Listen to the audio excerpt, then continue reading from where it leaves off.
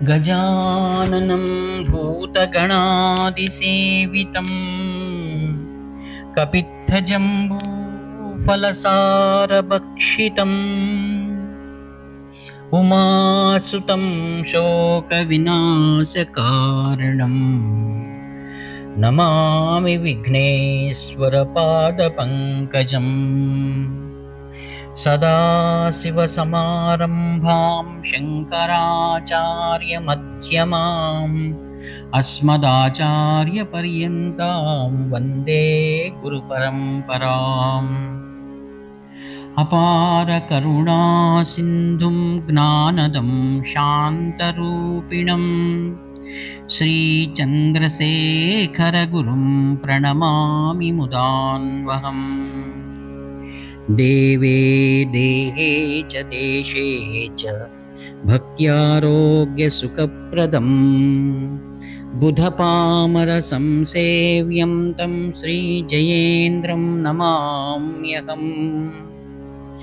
नमामः शङ्करान्वाख्यविजयेन्द्रसरस्वतीं श्रीगुरुं शिष्टमार्गानुनेतारं सन्मतिप्रदम् श्रीसत्यचन्द्रशेखरेन्द्रसरस्वतीस्वामिने नमः। सर्वमङ्गलमाङ्गल्ये शिवे सर्वार्थसाधिके शरण्ये त्र्यम्बके देवी नारायणि नमोऽस्तुते। जय नारायणि नमोऽस्तुते।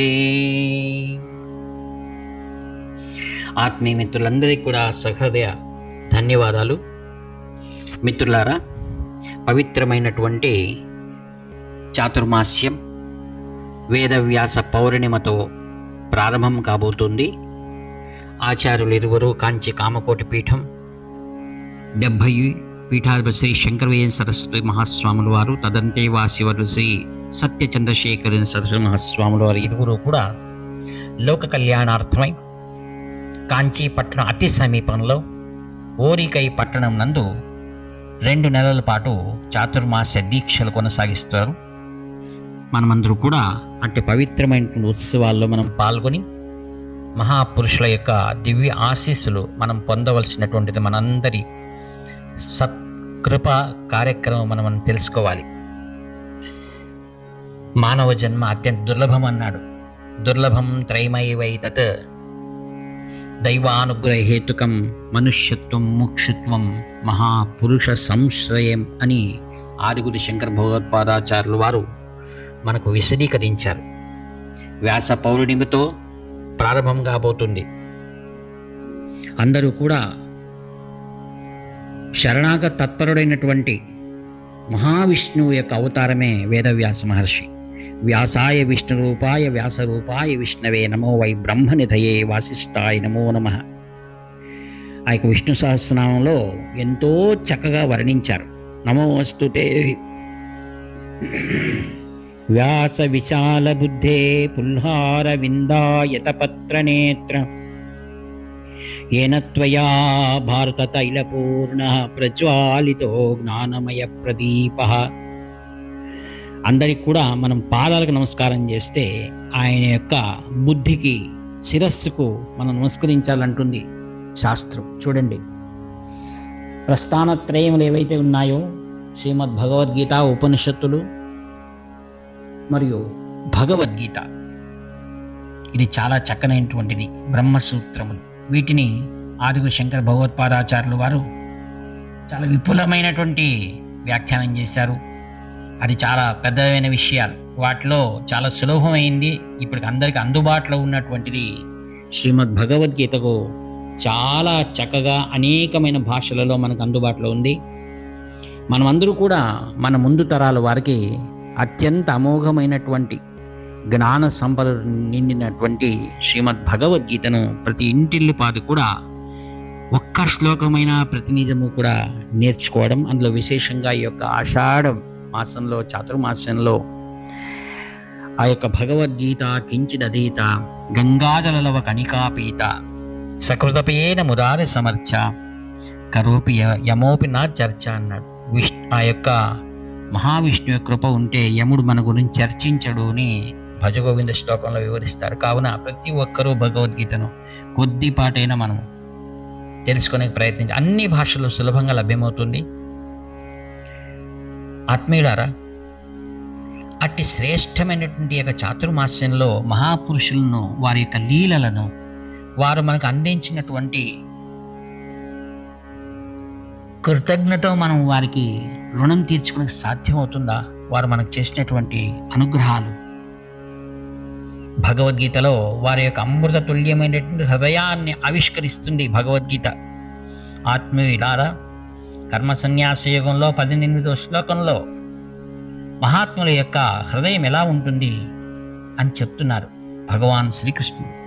విద్యా వినయ సంపన్నే బ్రాహ్మణే కవిహస్తిని శునిచైవ సుపాకే చ పండితాః సమదర్శినః.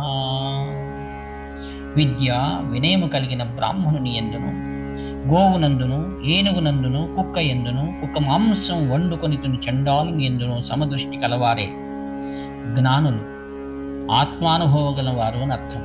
శ్రోత్రియులు, బ్రహ్మనిష్ట గరిష్ఠులు అని అంటారు వారిని. మహాత్ములు అందరినీ సమానమైన దృష్టితో చూస్తారు. వాళ్ళ ఆత్మదృష్టి. జనుల్లో కొందరు దేహ దృష్టి ఉంటుంది, కొందరికి మనోదృష్టి, కొందరికి ఆత్మదృష్టి. దేహ దృష్టి గలవారు అధములు. ఒక ప్రాణిని చూసినప్పుడు ఆ ప్రాణి యొక్క దేహ సౌందర్యమును, పరిమాణమును మాత్రం వారు చూస్తారు. మనోదృష్టి గలవారు మధ్యములు. వీరు ప్రాణి యొక్క మనోభావము మాత్రం, విద్యను, కవిత్వాన్ని చూస్తారు. ఇక ఆత్మదృష్టి గలవారా ఉత్తములు. వీరు ఏ ప్రాణిని చూచినా లోన ఉన్నట్టు ఆత్మనే వీళ్ళు వీక్షిస్తూ ఉంటారు. ఈ యొక్క శ్లోకంలో ఉత్తముడైనటువంటి విద్యా వినయ సంపన్న బ్రాహ్మణుడను మరియు కనిష్ఠుడైనటువంటి చాండాలని ఒకవైపు తీసుకున్నారు. తరువాత ఉత్తమ, మధ్యమ, అధమమైనటువంటి ప్రాణి వర్గాన్ని తీసుకున్నారు. ఉత్తమమైనటువంటి ప్రాణి గో, మధ్యం వర్గము ఏనుగు, చివరిదైనటువంటిది కుక్క. ఈ యొక్క తారతమ్యం ఉన్న, బాహ్యంగా తారతమ్యాలు కనపడుతున్న, అంతరంగంగా విరాజమానమైన వాడు పరమాత్ముడే. ఆత్మయే అందులో ఉంది. అందుకే భగవద్గీతలో చెప్తాడు పరమాత్ముడు, సర్వస్య చహం హృది సన్నివిష్టో మత్త స్మృతి జ్ఞానమపోహనంచ వేదైశ్చ సర్వైరహమేవ వేద్యో వేదాంత కృత్వేద విదేవ చాహం అన్నాడు. అందరి హృదయంలోనూ పరిపూర్ణంగా విరాజమానమై ఉన్నాడు పరమాత్ముడు.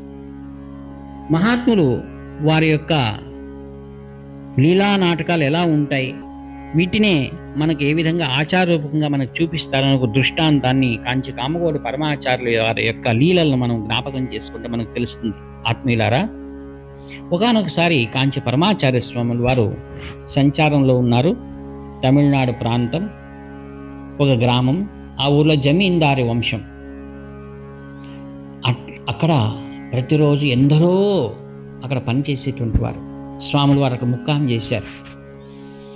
ఆ జమీందారు వారి దగ్గర ఏనుగులు మరి అనేకం ఉన్నాయి. స్వాముల వారితోనూ ఉన్నాయి ఏనుగులు, ఒంటెలు ఇలా ఉన్నాయి. అప్పుడు పల్లకిలో స్వాముల వారు ప్రయాణం చేసేటువంటి వారు. అక్కడ ఉన్నటువంటి జమీందారిని ఆమె అమ్మణ్ణి అని స్వాముల వారు పిలుస్తారు. ఆమె వచ్చి స్వాముల వారు దండం పెట్టుకుంది. ప్రతిరోజు నిత్య కార్యక్రమాలు, మహాత్రిపుర సుందరి సమయ శ్రీ చంద్రమౌళేశ్వర పూజలు బాగా జరుగుతున్నాయి. దూర దూర ప్రాంతాల నుండి, పల్లెల నుండి మహాస్వాముల వారి దర్శనానికి తండోపతండాలుగా వస్తున్నారన్నమాట. ఒకరోజు స్వాముల వారు ఆమెను పిలిచి, మీ పరివారం ఇంతగా ఉన్నారు కదా, రోజు మీరు ఏమేమి ఉపహారము, ఏం భోజనాలు చేస్తారో చెప్పమన్నారు. ఆమెను కూర్చోబెట్టి తోటలో ఆ మంది స్వాముల వారి దండం పెట్టి, స్వామి మాకు ఇడ్లీలు అంటే చాలా ఇష్టం. తమిళనాడులో మనందరికీ తెలిసిందే, చాలా పెద్ద పెద్ద సైజులో ఉంటాయి. వాడు బాగా చక్కగా కడుపుండా తింటారు. ఉపహారం ఇడ్లీ సాంబార్ అని పేరు. స్వాముల వారు అన్నారు, ఆ పాత్రలు చూడాలనుంది అని చెప్పారు. పెద్ద పెద్ద గంగాళాలు ఉన్నాయి ఇడ్లీ పాత్రలు. పూర్వకాలం చూస్తే మనకు జ్ఞాపకం వస్తుంది. వాటిని తీసి స్వాముల వారి ముందు పెట్టారు వంటవాళ్ళు.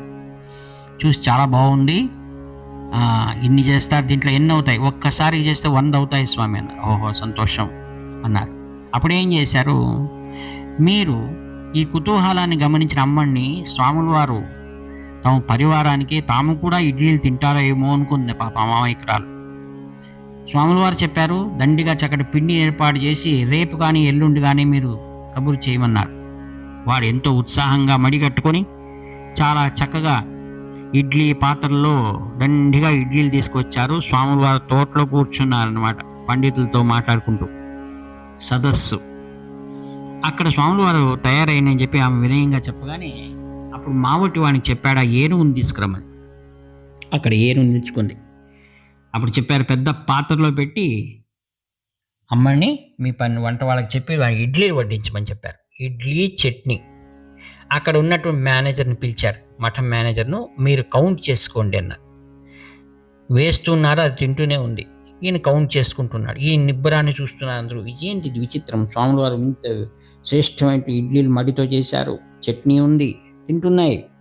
ఆ కడుపుండా తిని అది ఎన్ని వేల తినేసింది అది. స్వాముల వారు దాన్ని చూసి ఒక్కసారి దాన్ని నిమిరారు. నిమిరి సరే సంతోషమైన తొండంతో ఒక్కసారి ఘీంకరించి అది వెళ్ళిపోయింది. అక్కడున్న వాళ్ళందరికీ ఆశ్చర్యం. అప్పుడు స్వాముల వారు అన్నారు, చూడండి పాపం ఆ ఇడ్లీలు ఎప్పుడు తినాలా ఏనుగు?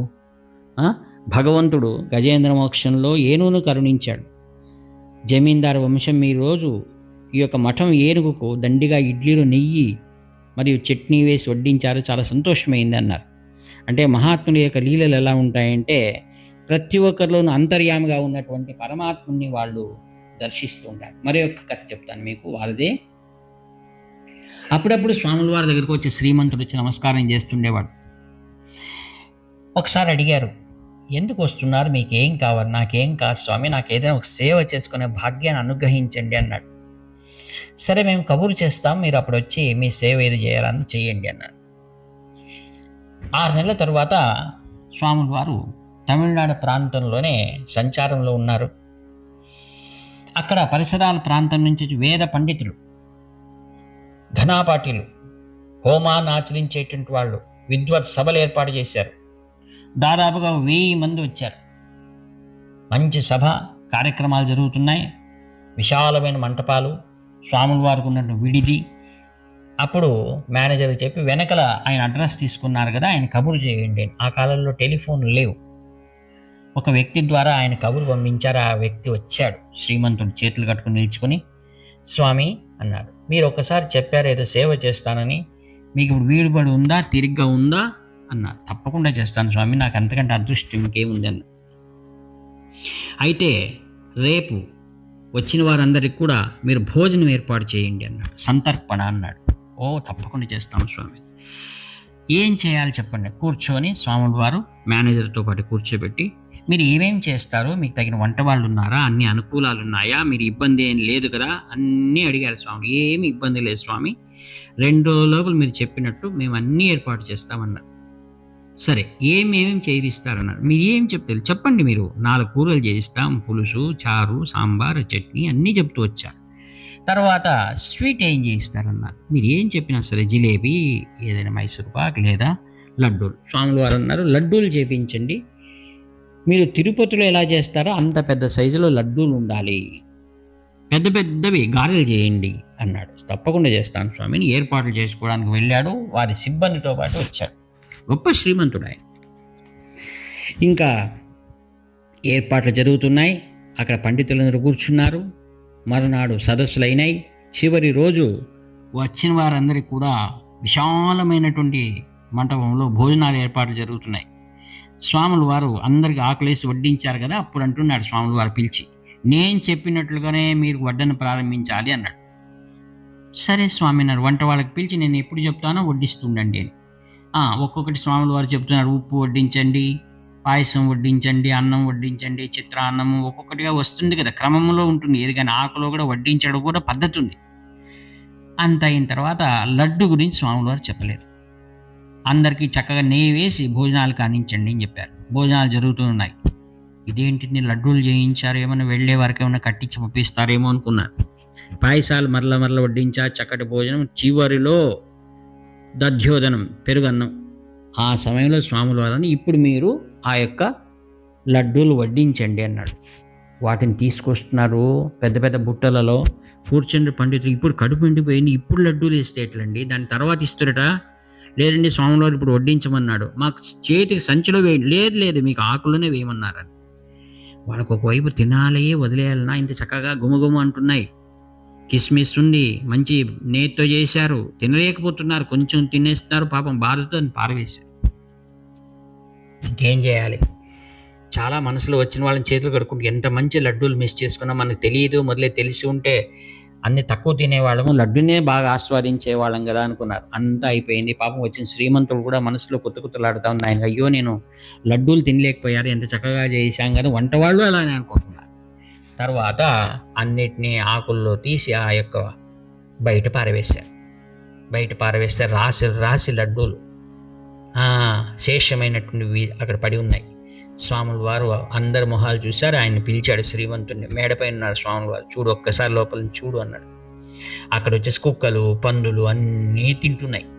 అప్పుడు స్వాముల వారు పిలిచి, చూసావా ఆ ప్రాణులు ఎంత సంతోషంగా తింటున్నాయి అన్నాడు. అవును స్వామి, మరి చక్కగా రుచిగా ఉంది కదా తింటున్నాయి. అది కాదు, అవి మోక్షానికి పోతున్నాయి.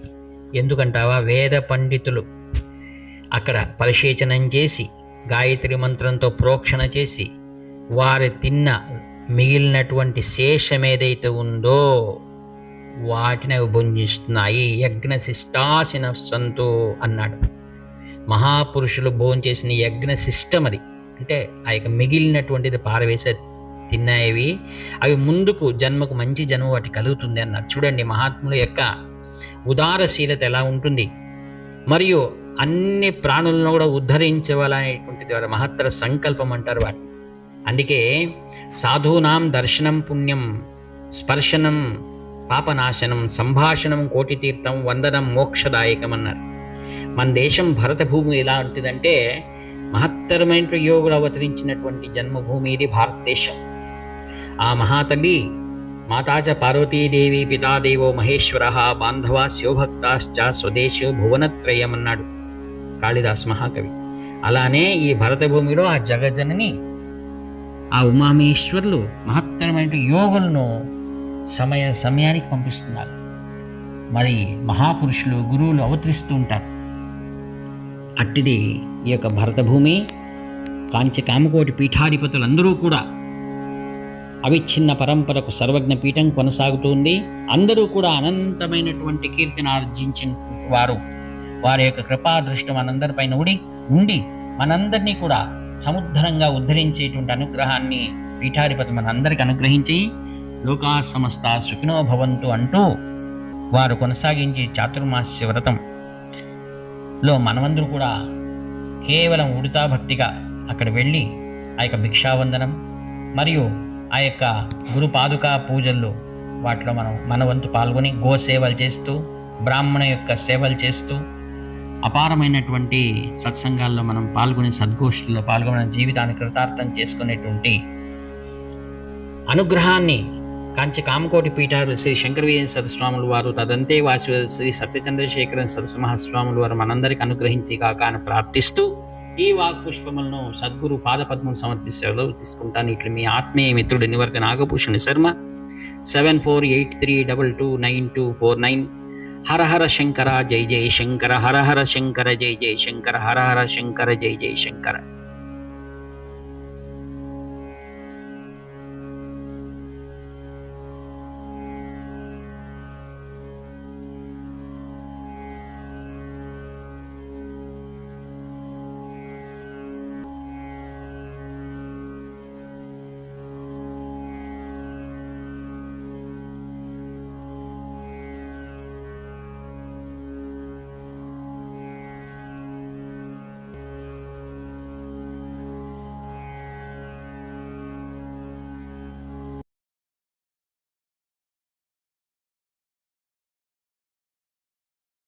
हर हर शंकर जय जय शंकर, हर हर शंकर.